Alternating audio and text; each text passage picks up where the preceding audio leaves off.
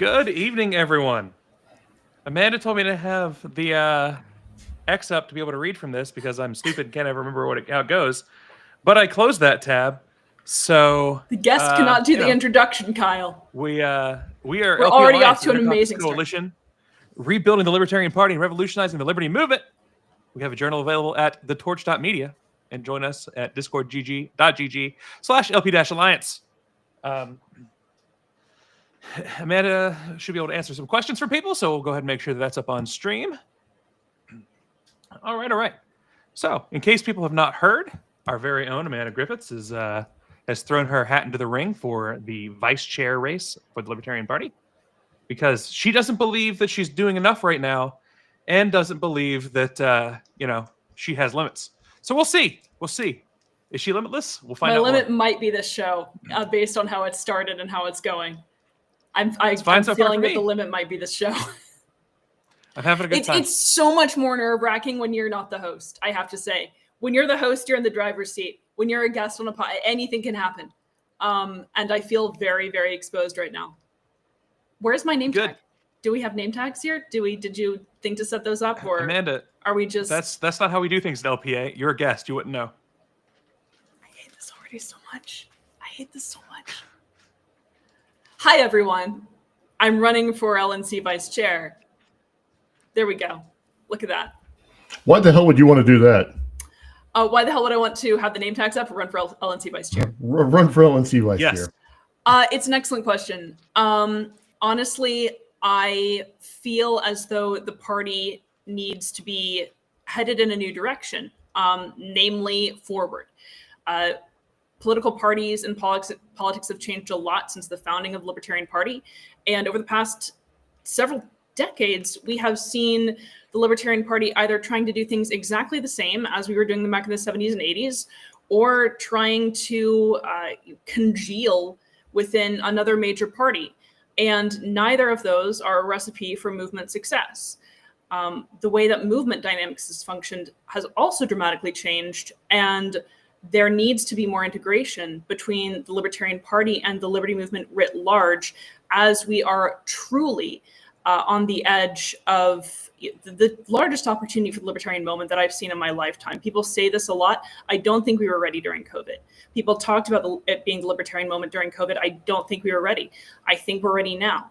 And I think we're ready predominantly because we have seen both major parties really acquiesce to their totalitarian instincts. So the reason that I am running is really for the broader movement and the Libertarian Party, and bringing member voices and action to the LNC and to the party on a national scale, really making sure that local work is able to scale in terms of its efficacy and in terms of the way that we market it and talk about it. I'm interested in making the Libertarian Party a high agency party. That's why I want to do this. So I would like to talk a little bit about the historical LP outlook and the things we've done right and wrong from your perspective. There's, in my mind, there are four major arcs of the Libertarian Party as is. Some people would argue five. There's that initial founding up until the first paleo movement, and then that paleo movement made a shot. They all left with the Republican Party. The second thing being the 90s into the early 2000s. And then there was the Prague Rise and the Prague-Grad Wars. The 2016 through 2020 times. Well, I guess it's a little earlier than that. Like basically Nick Sarwark through 2020 through COVID. And now what I would call, effectively the Mises Caucus era, right? And so from each of those, what are things you think have been done well and poorly that you might want to carry forward? And what things do you think just have to be trashed and we have to do better in the future? Well, one thing that I think we have done well when we've tried to do it is set ourselves apart as an ideological party. And we've seen this in the more radical eras, when we have a comprehensive, cohesive Just because platform. I'm an idiot, can you explain ideological party here for me? Yes. So there are, and I knew you were an idiot, you didn't have to tell me. There are ideological parties and there are policy parties. Major parties are often policy-oriented parties insofar as they are engineered and steered by policy demanders who have certain interests. And so they will kind of, they'll align with a particular party in general, but sometimes they'll go back and forth between major parties, which is why you see policy fluctuations between the major parties. They are not so much ideological as they are driven by the policy interests of the policy demanders that are coalescing around them. An ideological party is a party that actually has a fundamental series of principles at play that are motivating policy positions. Those policy positions occasionally change, but they are always rooted in the same set of principles. Right now, Americans and a lot of people worldwide don't see politics as being ideological anymore. This is a grave mistake. Politics is about ideology. It is about believing in something deeper. It is about working for something broader. So we have a very important role to play as an ideological party, as many minor parties do. When the Libertarian Party has been in its more radical instantiations, we've seen that ideological party, really be maximized in terms of the way that we talk about it. What we have not done well, however, at the same time, is we have still continued to speak in code. Everyone says taxation is theft. Nobody outside of the LP and maybe the libertarian movement knows what that means, right? We've continued to harp on these very, very niche issues without being able to speak the language of other radicals who might not be the radicals that we're used to talking to, but could be brought into our movement. So the radicalism in theory has been great. In practice, we need to learn a broader radical vocabulary. Something that you mentioned, the Mises era, something the Mises people did very, very well was, I think we've talked about it, they were really good at promoting their wins. I mean, even the ones that didn't happen, they were good at promoting them. Even the things they didn't do, they promoted. It was amazing. And I think we honestly need to harness that. We need to be celebrating when we do something correctly, and we need to be driving and steering the narrative. Obviously, I think all of us on this screen are not fans of the putative kingmaker strategy precisely because it was a recipe for irrelevance, folding yourself into another major party. It was a recipe for the worst kind of pragmatism and the worst kind of hall monitor libertarianism, being the deputies of another major party, right? That is not the way to promote liberty. That's not even the way to get libertarian principles out there, because what you're doing is you're pandering to a certain set of ideas that aren't even libertarian and calling them libertarian and saying you've gotten the libertarian name out there. You haven't. So I would love to mix that capacity to reach out to different coalitions, and that capacity to broadcast our wins, and that capacity to work on activism in addition to committing to strong candidates and strong principled messaging. Got it. So strong principled messaging is something that every group that's ever been in charge of the Libertarian Party claims that they're doing, right? Yes. That's even if you listened to the peak of Angela running around with her head cut off, that's like a chicken with her head cut off. That's what was being claimed, is that this is radical libertarianism. We're all radical libertarians. We're saying the radical things. For people who are less aware of the ideology and what radical means to libertarians, can you give just some of the big overview points on what the radical messaging means to you? Like what examples of it, I guess? Libertarianism is rooted in a principle of fundamental self-ownership. You own yourself, you have autonomy over yourself, and you have autonomy over your choices. And we also, as a party, as a movement, have a responsibility, because we are taking on the banner of a social movement and a political party. We do have a responsibility to advocate for and agitate for the self-ownership of others. So it's not enough to simply say, I believe in self-ownership. You have to do that too. So when we're talking about radical messaging, it always comes back to that principle of self-ownership, in addition to what that looks like in practice. So radical messaging means that we do not give any cover to statism and totalitarianism. If we are talking about bodily autonomy. We're talking about bodily autonomy across the board. If we are talking about free commerce, then we are opposing tariffs. We're coming out strong against anyone who wants to institute any form of economic planning. It doesn't matter what side of the aisle they're on. Principled messaging is all about coming down to that first principle of self-ownership and proceeding from there. And again, the policy positions that that's going to take are different depending on what your libertarianism looks like. Having debates, having rigorous ideological debates actually is part of principled messaging. When you're criticizing the position rather than the person, that is part of a principled messaging campaign. When you are challenging someone on their presuppositions and you are, again, coming at it from a place of the same principles and doing that in a public way where viewers can see, okay, there's an ideology here that's leading to different policy beliefs. This is something interesting. This is what politics is meant to be about. That's a form of principled messaging. So again, debate is principled messaging, but fundamentally, we cannot be afraid of standing up to power in all of its forms across policies, across policy dimensions.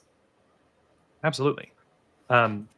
As a quick interjection here, if you've never talked with Amanda, she is a wealth of knowledge and thought on things. I don't personally know anyone who has as good of an ability as Amanda does at getting into the someone else's mind, someone else's head as well as she does. She's good at pretending she's Leon Trotsky. There you go. Now she'll smile. I did that once. Theory for of Halloween. mind is what I'm looking for. I did that for Halloween. By the way, Jake's been trying to get in more questions, and I just want to say that as my theory of mind is telling me Jake wants to talk. So after you're done, that's true. But this is. Well, I want to compliment you as well. This is like a Trump or Stalin meeting, right? We're supposed to. There we go. Just fawn over me. And we'll clap at the end. So tonight we're not going to have enough time for sure to get through everything that Amanda's thought about and the things she wants to do. That said, if you want to see a lot more of things that she has thought about, things that she's worked with other people and their thoughts about, definitely take the time to go check out The Torch. It's thetorch.media, or you can scan the QR code. Amanda has a lot of articles there, and they are very in-depth and well thought out. Definitely take the time to go listen to her there. Look at the old Solidarity streams, the previous ones. We're up to 12. The first 11 are all about theory of mind and things that are important to the libertarian movement.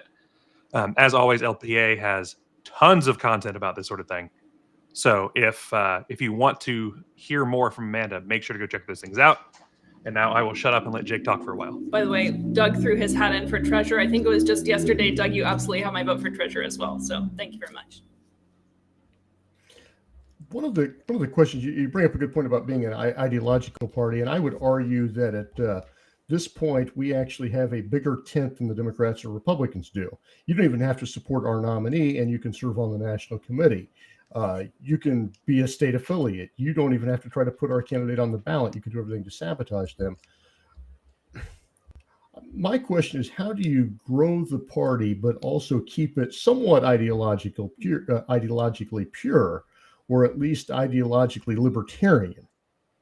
Yeah, that's an excellent question. When I announced my candidacy, I said something to the effect of it: the Libertarian Party is for libertarians and libertarianism is for everyone. I believe that very strongly. What that means is that you are able, and we are able, to bring more people in and into various forms of action through single issue coalitions. We can align with people who aren't necessarily libertarians on particular issues, but where we make mistakes, and where we've done that before, is if we decide to align with an entire block on everything, or on a candidate, or on a particular election. So I think the secret there is making those single issue coalitions when you have a policy position that you agree on with another group of people. Maybe it's not even a political party. Maybe it's another kind of movement. Maybe it's another interest group. You make those single issue coalitions and you work with them on a form of political action. I talk about political action a lot because that is the way to get cognitive buy-in into a movement. If you work on a concrete material campaign for something, if you canvass for something, if you protest, if you get signatures, you're invested in at least that portion of the cause. So you do the single issue coalitions, and what you're able to do then is you can recruit people to some form of libertarian ideas, maybe not to the ideology wholeheartedly, but that's the step in the door. At the same time, you're maximizing your visibility as a party because you're working with all of these other movements while still staying true to the principles, because you're only working on the issues that you actually believe in for libertarian reasons. So we have a couple questions from the audience. The first one is from Scipio Sepiacanis. Question for Amanda. I joined the LP in 1992. Scores of thousands have come and gone in that time as members. Bigger battalions win bigger elections. Number one way to get those who haven't died back as members. So I think getting members back is really important. And I also think getting new members is very important. And in order to get the members back, what we have to do is we have to show that we are a formidable political force. Honestly, that's going to require getting new people in as well, because we have to grow. When people see that we're growing, when people see that we're taking action both inside and outside of campaigns, and when we give them an opportunity to be involved beyond simply door knocking, beyond simply making a phone call to tell somebody else to vote for somebody else to run their life. Again, campaigns are incredible and we need to be running candidates, absolutely, but that can't be the only thing that we do. When people feel like they are going to be valued for their unique work, they will come to a movement. We have to give them that chance. We have to build out the infrastructure and the apparatus that is going to allow them to take action in ways that are meaningful to them. I've talked with folks about ways to best facilitate that. One way is to have, an app that connects you to libertarian causes and events in your area based on what you're passionate about. Another way to do that is to have essentially like national led campaigns where you send in a video about this, send in a video about something that is a problem politically in your town. And another way to do it is to have a speakers bureau. So there are all of these ways to get members involved outside of sheer campaigns that are going to make them feel valued and bring them in. I think that's one of the key steps. But yeah, we also need to be showing results in politics as well. We need to be showing results in elections. We get the visibility to win elections by having that member activism in the off season. Each of them inform the other. Makes sense. The other question we have from the audience right now is Meredith Hayes, LNC, or Region 4 rep, sorry. First time, long time. Will you renounce communism? Which is an important question for anyone who's on the LNC right now, as is known. I can't renounce communism. No, just kidding. I absolutely... I renounce all statism in all its forms, or the state communism, all fascism and state fascism. But yeah, state conservatism, fascism, state communism, all of it out. I renounce all of it, and I fight against all of it. All right. But Jake, I will not stop playing Leon Trotsky on Halloween. So I'm sorry about that. The vice chair role is, I guess, kind of what you make of it, right? I don't know that there's a specific function. I guess you could check the LNC discussion list and make sure the chair hasn't died or been indicted or embezzled money, and then you could just go back to bed every morning. Or you could probably allegedly you could probably come up with your own things of what you want to do as vice chair. Now, I guess my first question is: Are you running with a slate with anyone? Yes. So I am on a slate with Evan McMahon and Jonathan McGee, as well as Doug Neville, who's in the comments right now. They're all fantastic people. Although, I know I'm not going to disparage anyone right now who's from our block, who's thrown their hat in. So I'm formally on a slate with Evan McMahon, Jonathan McGee for secretary, Doug Neville for treasurer. And what role, Hannah Goodman ran for vice chair last time with Angela McArdle, and her, I believe her comment, I don't want to take anything out of context, but I believe her claim was that she would be running as a support role for Angela and doing what Angela needed. Do you see that as kind of the role of you as vice chair doing what Evan needs to be done, or do you view it as more of an independent thing where you have specific objectives, maybe outside of the slate or outside of objectives that Evan has? The good news is I don't think Evan expects me to just, to work as a yes person. I don't think anyone on his slate is meant to work as a yes person. No, I have a specific series of objectives. It's member empowerment, movement cohesion, international solidarity. I want to integrate the party with the members, and I want to also integrate the party with the liberty movement writ large. And so that's going to take a number of different areas operating together.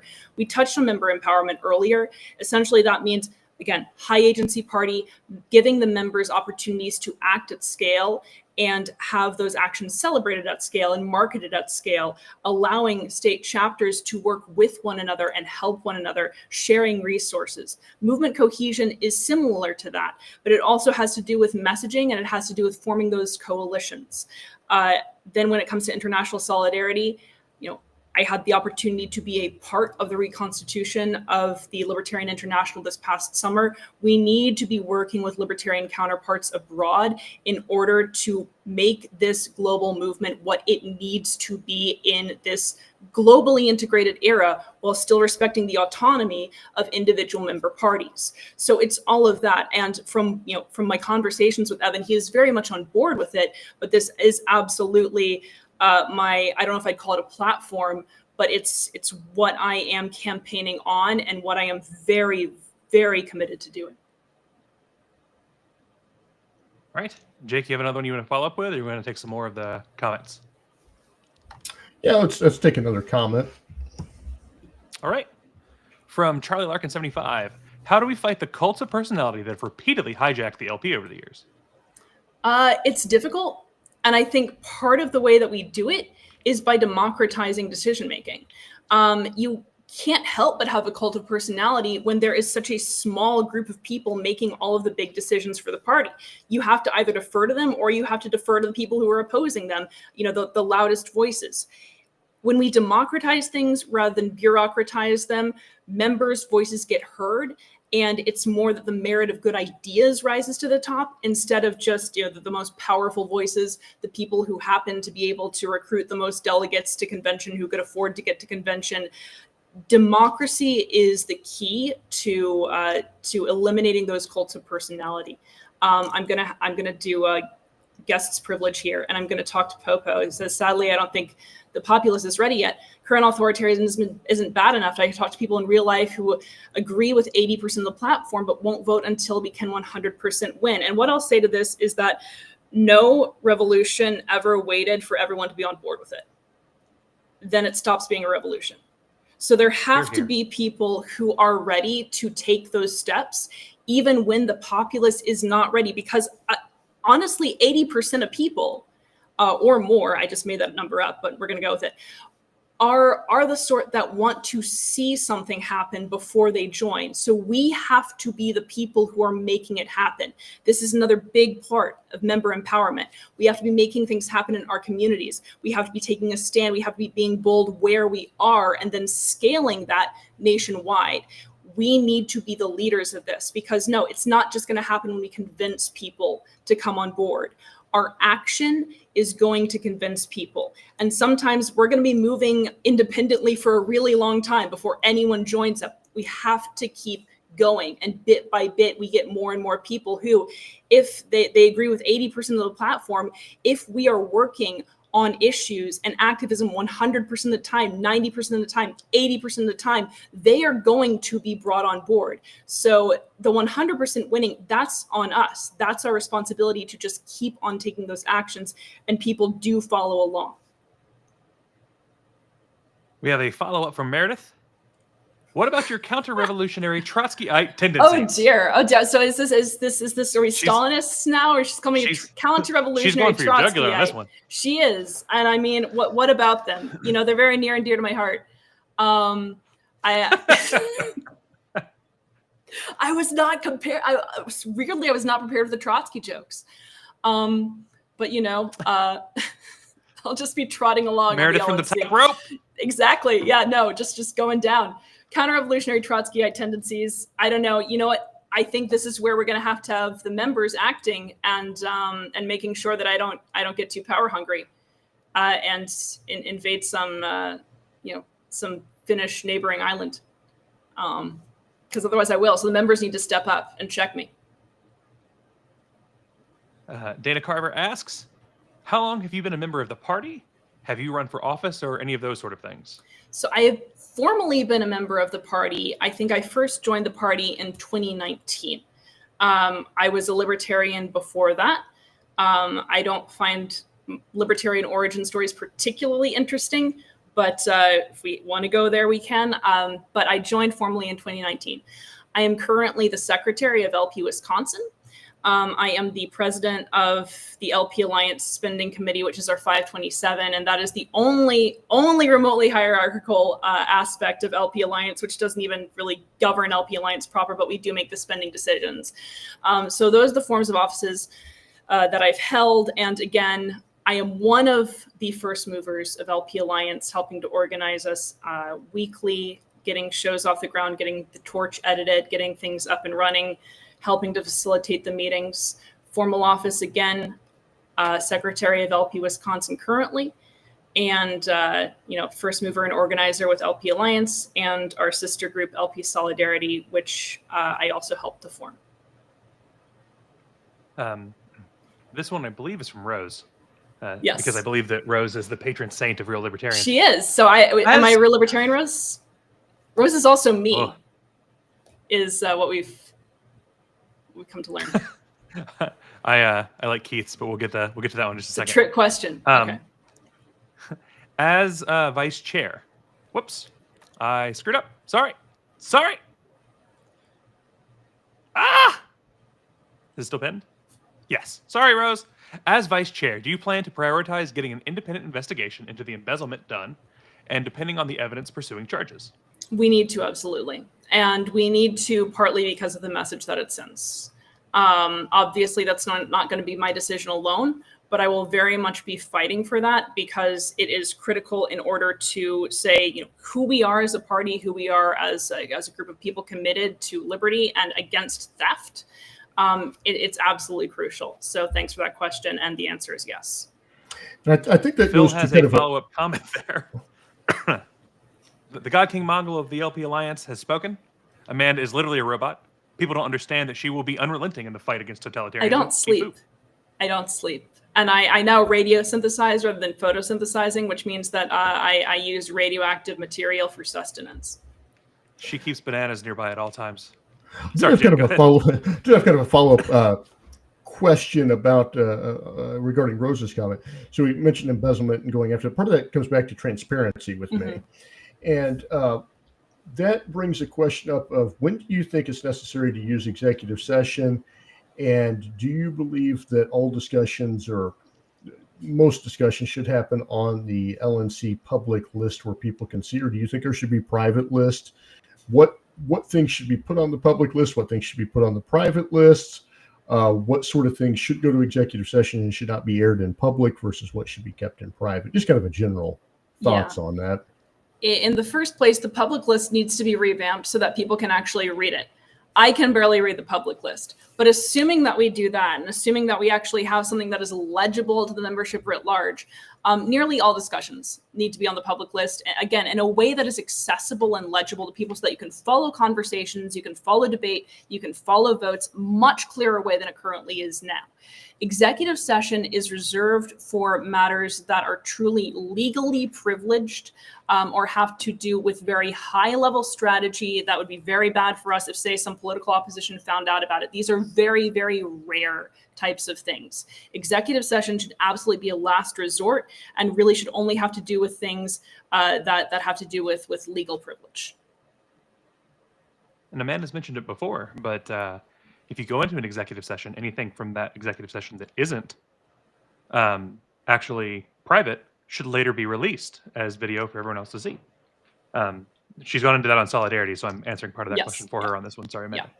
Well, no, executive session, I mean, again, transparency is key. Obviously, certain information needs to be protected, but if something's said in executive session that is not confidential, that needs to be released. That needs to be shared. So we have a question from Chase Oliver, the duly elected nominee last year. How much time do you think officers and LNC members should spend calling donors and members directly? I think that should be a huge part of it. I know that vice chair typically has taken on some of the role of member engagement. And I want to be talking to members routinely. I want to be talking to members, as often as I can, learning what they're doing and trying to help make sure that they have the resources that they need to be effective, the causes they want to be effective with, and those connections as well. I can't give you a percentage, but what I can tell you is that calling donors and members needs to be an integral part of the work that folks on the board do. Otherwise, you're not going to get that engagement. People are not going to feel valued, and that is critical. From Iskra, how do we professionalize our party, ready to work, and to seize the moment when the time comes to mobilize others? Спасибо, Boris. So yes, how do we professionalize our party? I think there's a misconception that professionalism means white guys in suits, and I love white guys in suits. Let's not get carried away, but that's not all. Especially if they're Eastern European. That I just love Eastern Europeans. That's not anyway. That's not all that professionalism is. Professionalism is basically being a professional member of a movement, as though that is what you are committed to, as what you do. So how do we professionalize our party and seize the moment when the time comes to mobilize others? It takes boldness and it takes agency, right? So again, we're talking about getting the resources set up at all levels of the party to make sure that people can be connected to demonstrations, to ways to create those demonstrations and activist opportunities. We need to also be getting ahead of the news, right? It's pretty easy to anticipate certain stories, especially because Republicans and Democrats often broadcast what they're going to do well in advance. We need to be ahead of that and on top of that so that we look like we have honestly spun the narrative toward our purposes. So we really need to be building out a robust media apparatus that allows us to be able to take charge of that narrative and exhort members to action. Yes, something that I've talked about before, so people will need to bear with me hearing about it again, is that one of the key ways to mobilize others is to come to them on an issue that is materially germane to them, right? So if you've got something like the gig economy is being threatened and worker independence is being threatened, you go to Uber drivers, right? You go to people who are actually working in the gig economy and you help them get involved with something. You don't necessarily say right off the bat, would you like to be a libertarian? But what you do is you introduce them to an issue and into a way to get active. And again, that's a way to build that membership and to build that power to make people feel like they're valued. That's really what it comes down to. And then when people feel like they're valued, they will have a more professional attitude, as in deeply committed to the work that we're doing as a movement. Keith Thompson, Region 3 rep, has asked, if he slips you a 20, can he have LP Twitter access? Is that in Bitcoin? Here's one thing that I want to do. Here's 20 Bitcoin. Let me know. Because yes, I will do a lot for 20 Bitcoin for the movement, for the revolution. Here's my pivot: is we need to know who has LP Twitter access. That's something we need to undo, that stupid social media policy, that stupid comms policy that doesn't allow members to know who is posting what. So if you have Twitter access, Keith, everyone's going to know about it, okay? And people are going to know who posted what, because that's part of what transparency and accountability are about. Yeah, so maybe you can have Twitter access, but nobody's going to cover for your sassy tweets. It's going to be all you. So we have one from Epistemological. Token Green Infiltrator. Hello, here. Green Infiltrator. You mentioned building coalitions with those who might not be capital L libertarian. How would that function under your regime as vice chair? It would function, so Greens actually have a lot in common with, everyone's going to get mad at me, but there are a lot of issues that we agree with when it comes to Greens. So again, getting all of these corporate kickbacks and getting the government out of interfering in the market in numerous ways. We can align on particular issues. I believe deeply in building direct relationships with members of other coalitions, and that includes other minor parties. So that means meeting with them. That means making calls. That means canvassing. That means showing up to protests where we both are and talking and saying, we both agree on this. Let's be more powerful on it and let's fight on it together. So it's very direct to the source, very direct action. But that's how it functions. It's making those connections and keeping in touch and keeping in contact and saying, here's what we're fighting together on. And we'll share this platform on this issue from a place of this particular shared principle. So again, it's being very consistent in our principles internally, but making sure that our messaging is directed outward. Dana Carver points out that that's going to take some major financial fundraising. It is I'm going going to to, yeah. springboard off of that and ask how you think that we're going to do that major fundraising. Crypto whales. No, I'm not my place. I lost my vote now. I know crypto. I know a lot of crypto whales. Some of it does require a lot of fundraising. Others don't. So this goes back to Chase Oliver's question about calling donors. This is something we need to be doing. We need to be staying in contact with donors. Small dollar donors are critical as well. And when you give people a chance to get involved, they are more likely to donate. Sometimes you tell people that donating is a way of getting involved, which it most certainly is. So when you give people a chance to participate, again, they're invested. They've invested their time. They're more likely to invest their money. Fundraising is something that, again, needs to be going on all the time, and it goes on in myriad ways. So you're appealing to members, you're appealing to donors, and usually what happens is that occasionally you get a few big dollar donors, but we need to stop pushing the value of small dollar donors under the rug, because that absolutely grows and that absolutely adds up. We see it in LP Alliance, and we would see it more and more if we didn't focus so much on the crypto whales and actually gave members opportunities to get involved. Dana follows up that same thing with pointing out that outside investigation will be quite expensive. Yes, and I believe that there's already there's been some preliminary fundraising to that effect. One thing that is going to be critical is that members should know, or donors should know, and be able to earmark their funds and know very clearly what those funds are going to. So if you want to donate to an investigation, you need to know that money is going to go to the investigation. But to Dana's point, I believe some of that has already happened, that there has been some money pledged to an investigation. Once we get the power to do that, then then those pledges can go into effect. And of course, there is another way. I think there is enough evidence that someone could just hand this over to a prosecutor and ask the state to go after and do the investigation themselves. That might save the LP a little bit of money, since what we're talking about is likely criminal here.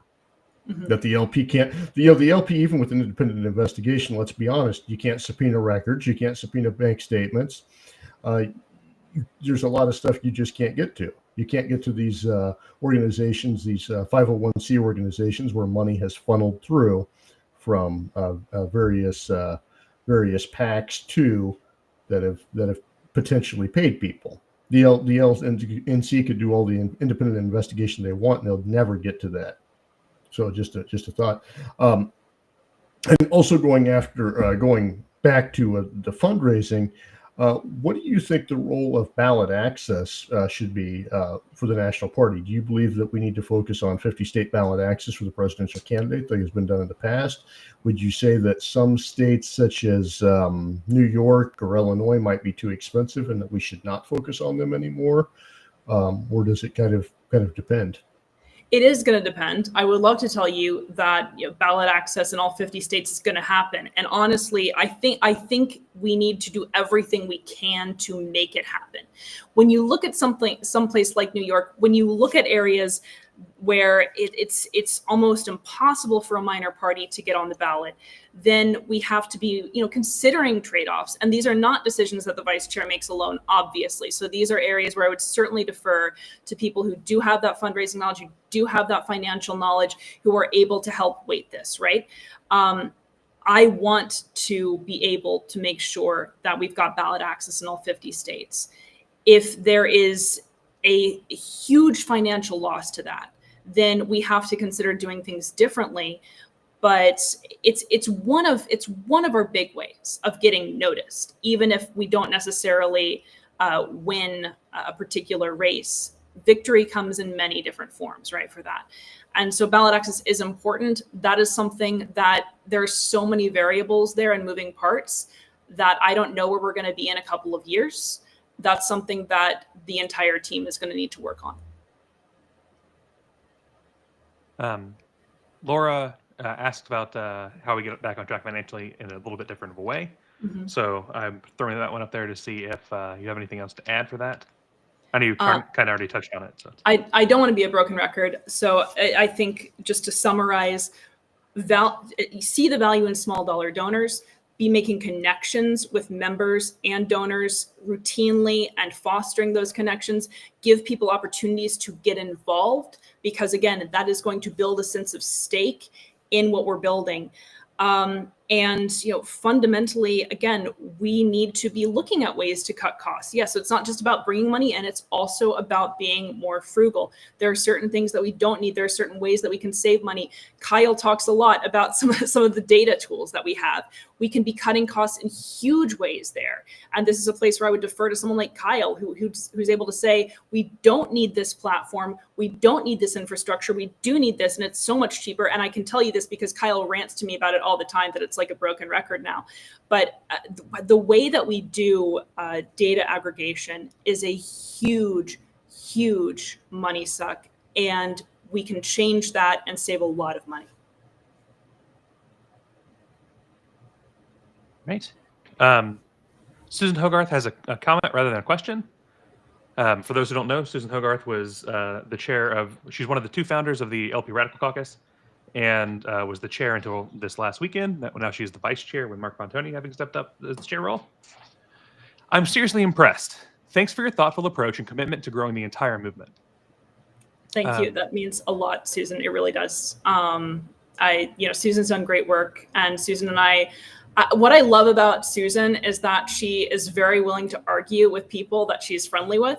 And we have had disagreements, and I always come away feeling like better for having those disagreements and those debates. So it really means a lot. Thank you, Susan. Jocelyn Fry asks, are you willing to travel to states that need help with petitioning and ballot access hurdles? I'm willing to travel knowing anywhere. How much you like to travel, this is a fun question. I'm willing to travel anywhere. I will stand on a street corner with a sign and a bullhorn, but hopefully like Evan will let me do more than that, or Rob will let me do more than that, because Rob's also declared and he's cool. But yeah, it's one of those things where I am absolutely willing to travel and help with petitioning.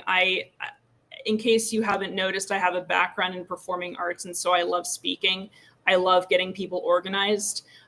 This is just something that I try to live and breathe. So the answer is yes, absolutely. And hopefully I'd love to have us traveling. Like this is why I mentioned Speakers Bureau, but especially the officers and other folks in the LNC, love to have us traveling to campuses and other forums where we can bring libertarianism to diverse audiences, depending on where we're most oriented. So yes to travel. And then the last of our questions from the audience for the moment. Chris Townsend asks, Griff, how will you bring your activism and solidarity to the party as a whole beyond the limits of the LPA? Right, I'm not just running to represent LPA. LPA is an idea, but no, seriously. I am running in part to integrate the party with the liberty movement, not because I think that, well, really because I don't think that one can exist without the other.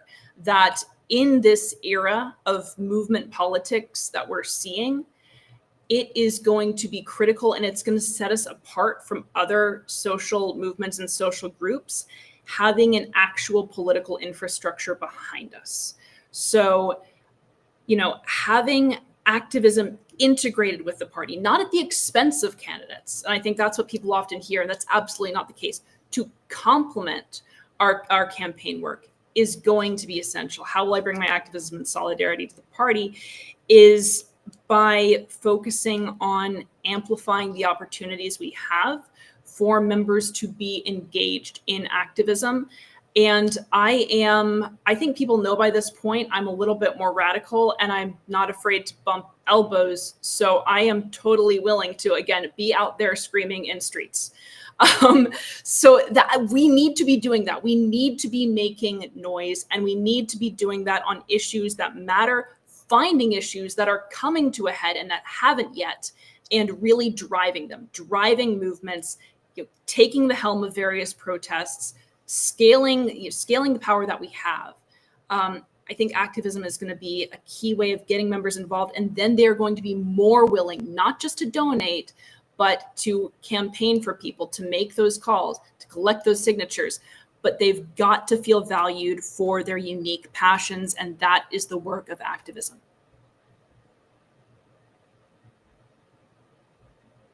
In general, for marketing, this is again from Scipio, sorry. Mm-hmm.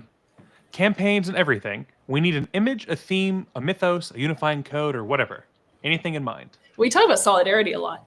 I am certainly not an image person, but what I mean by that is that when I am editing and posting articles on the Torch, I just yell at Kyle to find an image because I don't think in that way. So if you're talking about literal visual images, I'm not your gal.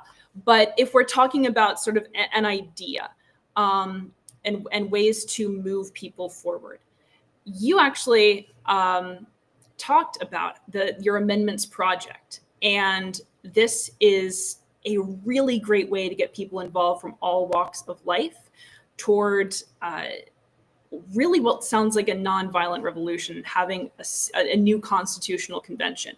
Something to move toward that is concrete is great. As for the unifying code, we need to be talking more about a principle of self-ownership and fighting for it, a principle of solidarity and fighting for self-ownership. Libertarians need to be able to know what their statement of principles is. I do believe that the statement of principles is extremely important. We need to have more familiarity with our platform. And so that's where I would look. But I would look at solidarity, self-ownership, and generally speaking, individual agency, which is lacking, but I don't see the appetite for it lacking. I just see it being very muted. And then Charlie has a follow-up on your saying that you're willing to travel. Anywhere? Good. Come help me collect signatures for my run for treasurer. I kid, but only a little. I mean, sure. That's in Massachusetts, right? Yeah, no, that'd be fantastic. Is that treasurer? Is that state? That's not party treasurer. That's actually state treasurer. Is that correct? Yes. Okay. I believe that's the case. Okay. All right. So we've run out of audience comments for the moment. I have other things that I would go to. Do you have anything, Jake, that you want to ask? Yeah, I want to the third rail of libertarian politics right here and ask you about CRM and the if dear. you would do away with that, if you would go to Zoho, Nation Builder.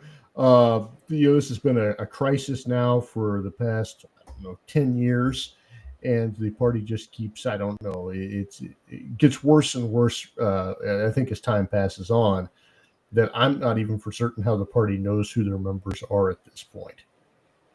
We need, first of all, to have a system for it, right? Because you've got various chapters doing one thing, you've got national doing another thing. It's entirely schizophrenic. I'm a pretty arrogant person. I am not quite so arrogant as to be able to tell you where we need to be going in terms of getting our data, right? That is something for a talented data team to look at. And for me to defer to them. What I do know is what we're doing is not working, partly because we are using multiple different systems and we're not integrated. We need to be integrated, right? And I think there is this belief that because we're decentralized and distributed, we need to be disconnected. We cannot be disconnected from any of this, right? So we need to have connectivity in the way that we aggregate our data, share our data. When it comes to the actual the actual platform, I'm going to defer to people who know more than I do about tech, and there are a lot of those. Dana Carver again with what activism have you done in the past? Sure. So there've been things throughout undergrads. I did quite a bit. I did protests during the COVID era. Did No Kings. We actually helped to organize No Kings demonstrations in LP Alliance. And we have obviously, or rather, we have helped to coordinate various types of activism, like on local levels, or worked on getting people on the ground doing that, right, in LP Alliance. But if you're talking about me personally, you got No Kings, you've got various marches and demonstrations, like throughout grad school, throughout undergrad, some stuff in high school, COVID demonstrations. So I can't like give you a concrete list of things that, like, places where I've marched, because there've been a lot, but there's a CV, I guess is what I'll say. I'm going to ask you pro-COVID demonstrations. What kind of COVID demonstrations are we talking about? Pro-COVID. Yeah, I was very, very much in favor of COVID for everyone. I wanted to make sure that we had equal distribution of COVID. No, this was first of all against mandates. This was against, so in California, which was crazy, like you could not be outside without a mask. And so of course the thing to do there is to be outside without a mask in large numbers. So doing all of that, and also protesting against various mandates. We obviously had vaccine mandates. Yeah. I think pro autonomy and pro self-ownership when it came to the choices that people were able to make during COVID. I'm going to ask a kind of a follow-up question on that. Do you think the LNC of 2020 got it wrong, or do you think they got it right with their messaging around COVID, with their response to COVID? And if you think they got it wrong, what would you have done differently? They didn't do anything. There was not, obviously there were some statements made. I shouldn't be unfair. There was not a coordinated effort. And this is, again, where we confuse having coordination with centralization. There needed to be opportunities from national for people in various states to get involved and get active and feel supported. They didn't. People in different states, various coalitions were abandoned by national. And I don't think that we did enough. I think that we took our cues from a lot of the wrong places. And in the end, the messaging became scattered, muted, milquetoast, watered down at a time when we really could have done a lot to win over small businesses, win over folks in the gig economy that were being like run ragged, to win over students who were being forced to go through their days having difficulty breathing. All of these that we just did not do because, I don't know, we were scared of being called, grandma killers or something. We can't be afraid of what the population at large is going to say about us. People say nasty things about everyone all the time. We need to have the courage of our convictions, and we need to act with integrity. And when that happens, I promise you, nothing that people say can really hurt all that much. So being bold is something that we were lacking in. I didn't see conviction coming from the national level. That was incredibly damaging and led to a lot of the problems that we're seeing today. Dave Davis has a good question here. I don't know if the question's been asked, but who would you not work with as the LNC vice chair? Probably not Nick Fuentes, but I think the feeling is mutual. I don't, it's hard, honestly, because I obviously have people that I disagree with strongly and that I don't think would be good chairs or have any other position of authority. I also don't want to forfeit the party to them because I'm very stubborn. And so the answer might be no one. I would absolutely be a thorn in the side of certain people. I'd be a thorn in Jacob Bradley's side. I'd be an absolute bane of Angela McArdle's existence, but I wouldn't back down because I was worried about things being hard. I would stay and I would fight. because if there's somebody that I really disagree with and that I really think is going to take the party in the wrong direction and the members in the wrong direction, I want to fight for the party. I want to fight for the members. I want to fight for the movement. So there's not anyone where I just kind of throw in the towel and say, I can't do this. I'm staying on and fighting.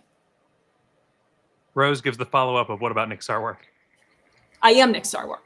That's what you don't know. All of us are Nick Sarwark. Remember, everything you don't like is Nick Sarwark. Exactly. What about Andrew Chatterton's chair or Austin Martin?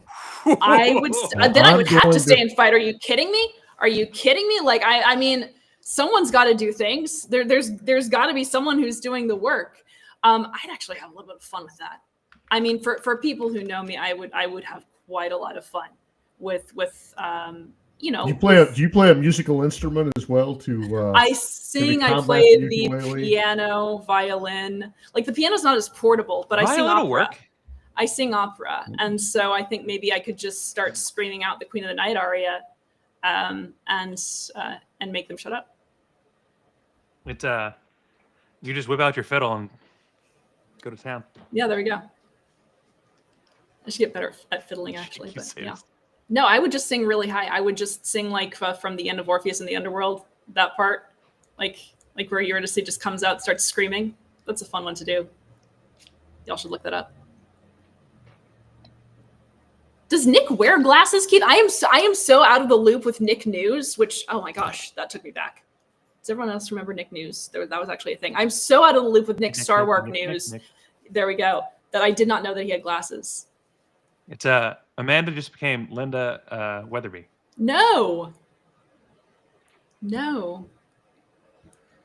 Dana, I have immense sympathy for what you had to go through with Andrew Chatterton's chair, and I can believe that it was not fun. It's although at least he liked receiving his Snickers. He showed like a glimmer of a sense of humor there, and I was glad for that personally. Oh, can I take this one? Amanda, you just need to go ahead and pull your. She's got her Machiavelli shirt on right now. That's not a criticism.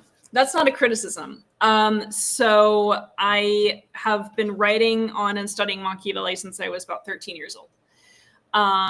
And Machiavelli is one of those figures in history who has really just gotten misread as a fault of history. I promise I'll be brief.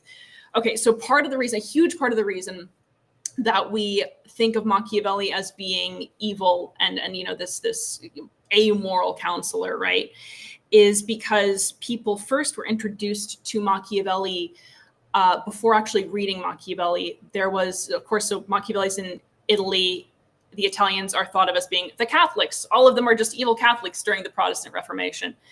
And so there was a French Protestant who was writing about the horrors, basically, of Catholic avarice and sacrilege, and took Machiavelli as the scapegoat for it. So he wrote this book called, this volume called Contre Machiavel, and he takes these things that Machiavelli never said, and he says, "This is this terrible guy named Machiavelli. Look at all this shit that he said."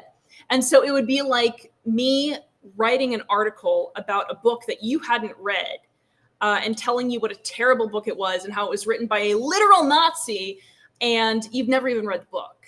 So that was the English-speaking world's introduction to Machiavelli, was being told that Machiavelli was a terrible person.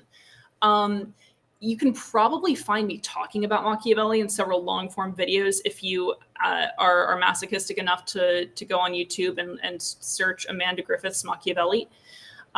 You'll find more than a few videos of me talking about Machiavelli's political thought. So how do I answer the criticism that I'm a Machiavellian?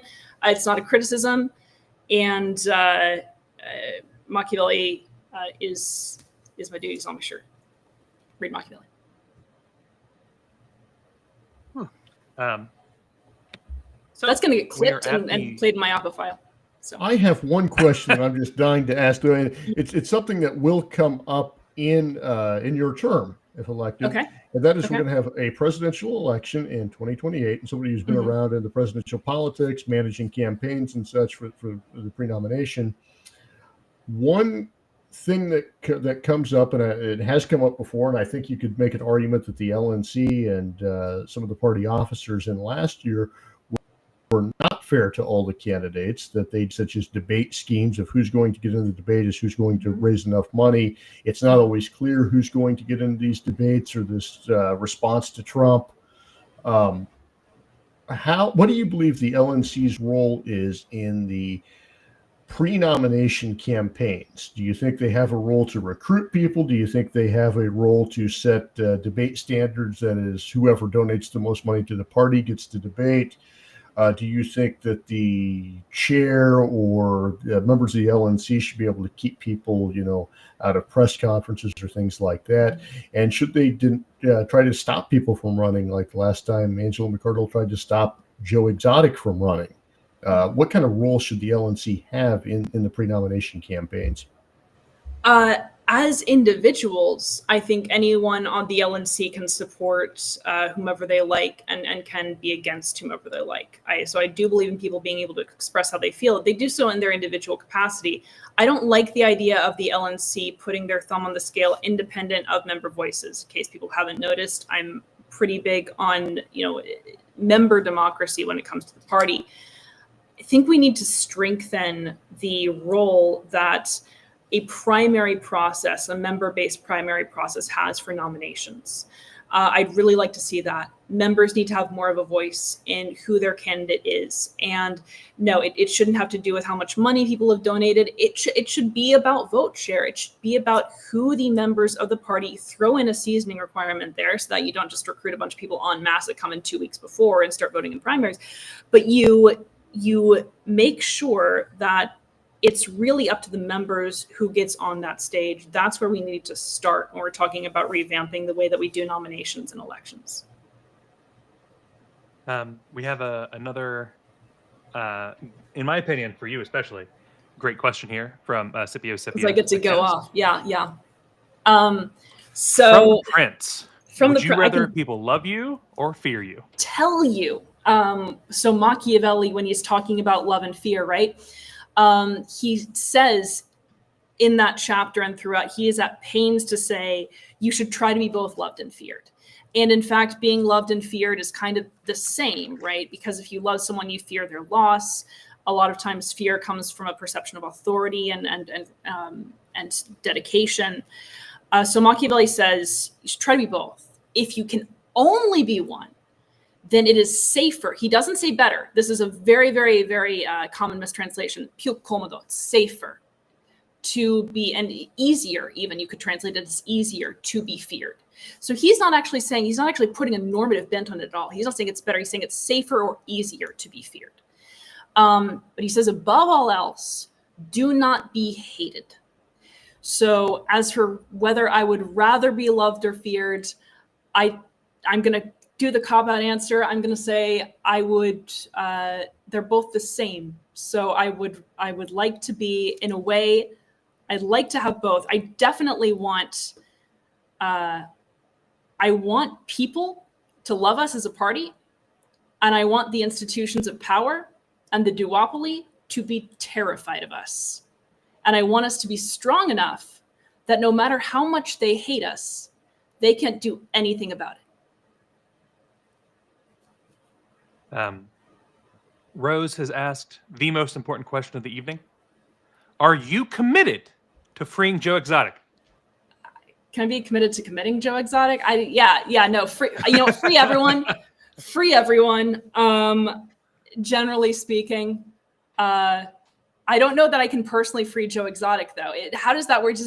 Do I like take a promise that somebody made to somebody else and pretend that I made a deal to get them freed? Is that how that works? And you just post, you just blow the side of the prison out. You vague book about how you're talking to Donald Trump. It's so nice to have the ear of the president. Yeah. Eat a raw steak next to them. Be like, this is my victory lap. That's what I'll do. So there's been questions about how things look with you if you were the vice chair. Mm-hmm. How they would look amazing because I'm very attractive. Sorry, go on. It's true. With LP Alliance, how would your role change there, and with LP Solidarity and all of the other things that have been built over these past years? So in your mind, does your role change there? How does your role change? How does kind of the time get balanced? What See, does that look like? this is a bad answer because our roles are always changing, right? We don't have like specific carved out roles.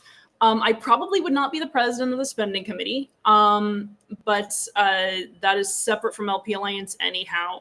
How does my role change?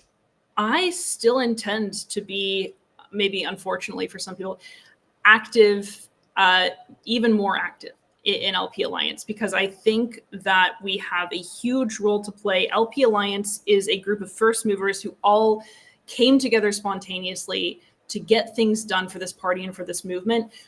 We have a lot of that, incipient power and inspiration that we need to distribute across the party and across the movement. So my role in part is going to be making sure that those great ideas inside LPA and out get heard, are able to grow, have the opportunities to get workshopped and challenged. My role with LP Alliance is, I'm ride or die as far as LP Alliance is concerned, and certainly as far as LP Solidarity is concerned. I really want to be somebody who, again, is making members' voices heard more and making members more powerful in the work that they do. LP Alliance is a core part of that, always will be. Cool. So we've been here for a little over an hour at this point. We've consistently found that about an hour is the best way to go. Actually, Otherwise, haven't. That's not true at all. But Kyle's just ChatGPT hallucinating. So I'm just mocking you now. We can close it off at an hour. I'm Machiavelliing you. Yes. So we have 6 more months where we're going to continue to pester Amanda with questions about all things. Let us know how often you want Q&A going. LPA does intend to get every major candidate on here. Yes. Yes, that means that if Jacob Bradley wants to come on, we will gladly interview Jacob Bradley. This is another thing. Can I say, I do not want to be the only person who announces their candidacy through LPA. If there are other vice chair candidates, I want them to announce through LPA, because I want us to be the place where people are going for all things LNC and beyond, and all things Liberty Movement and beyond. So this is an open invitation for people to discuss their candidacies on our streams, have some back and forth with your competitors, take questions. I will probably not host any streams with other vice chair competitors because that'd be weird, but people are of course welcome to discuss their candidacies on here. So thank you for mentioning that, Kyle. And similarly, we want, if you are announcing, send a copy of your announcement to us. We'll get it up on the torch as quickly as possible. Again, there's only one revolutionary journal for the libertarians out there, and that's ours. That's the torch.media. If you haven't checked it out, you're a loser, and so you should stop that and get that fixed by going right now and checking out the torch. Yeah. Also, yeah. Sorry, go on. I know you have thoughts. We know you do. Put them down, write them, send them to us.